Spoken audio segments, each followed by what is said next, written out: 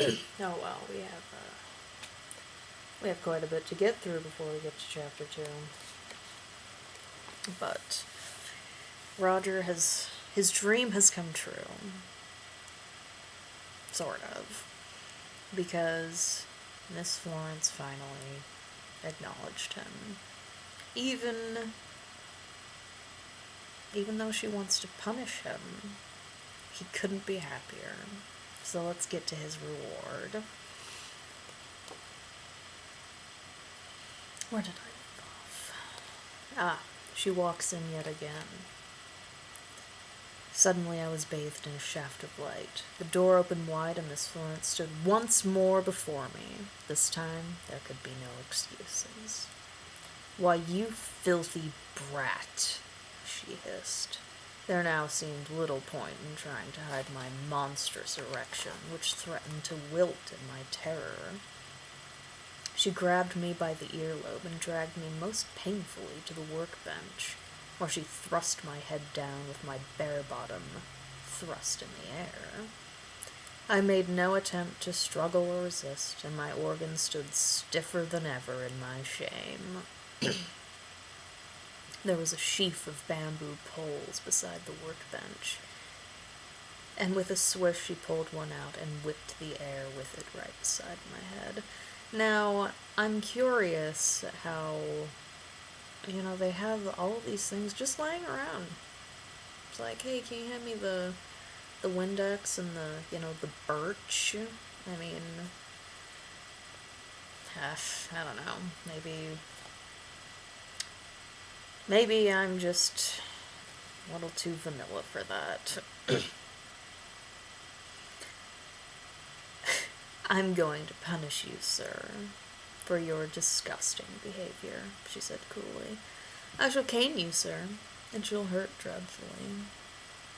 "I'm sorry, miss. Not as sorry as you're going to be after your caning, nor when I tell Mummy and Daddy about your disgraceful behavior."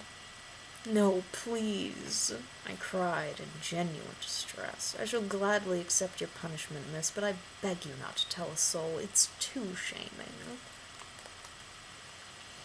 "I'm going to cane your bare bottom," she said with relish, "and you will be obliged to show the welts to the Major and to Mummy, and I dare say to the serving girl to compound your humiliation.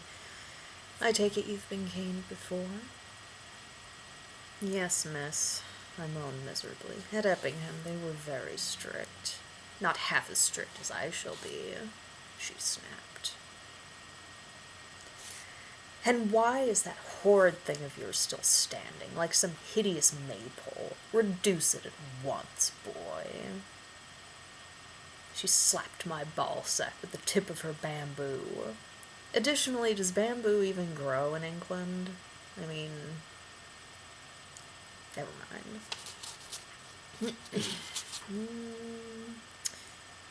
Yes, she slapped my ball sack with the tip of her bamboo.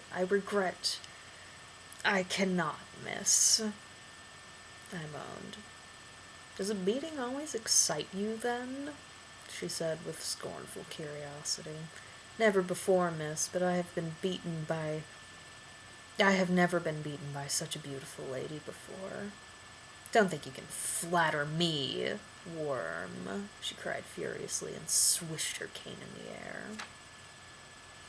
"On second thoughts, I shan't cane you now. I'm too angry with you and won't let you have the satisfaction of a beating in anger.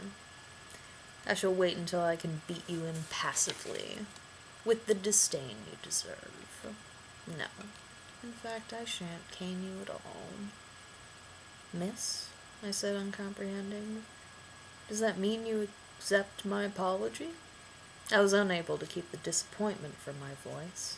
The thought of my naked buttocks squirming under my goddess's pitiless cane made the seed stir in my balls, and I thought for a moment I should swoon and spurt just at that dreadful, ecstatic thought.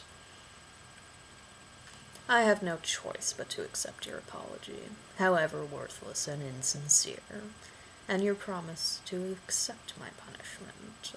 "I do promise, miss. Please cane me," I cried. She grinned, a beautiful vixen. No. No, Roger, I shan't cane you. The cane is too good for you. I shall birch you on your naked bottom, she whispered. A man's punishment for a smutty boy. It shall be when I decide. You must live in fear until then, and that anticipation shall be a delicious part of your punishment. And since I shall birch you in all tranquillity, I shan't be swayed by your pathetic cries for mercy into giving you any. Have you ever been birched? Miserably, I admitted that I had not. Oh, it is much worse than the cane, she said slowly with gloating in her voice. You will beg me to stop, as Mistress Birch caresses every naked inch of your squirming, clenching bare bottom. And I shan't. Not until you are reduced to pitiful, squealing jelly. I began to wonder if my desire to submit to the cruelty of my goddess would extend to tolerance of the birch, a word which struck terror into my heart. Let's hope he can withstand.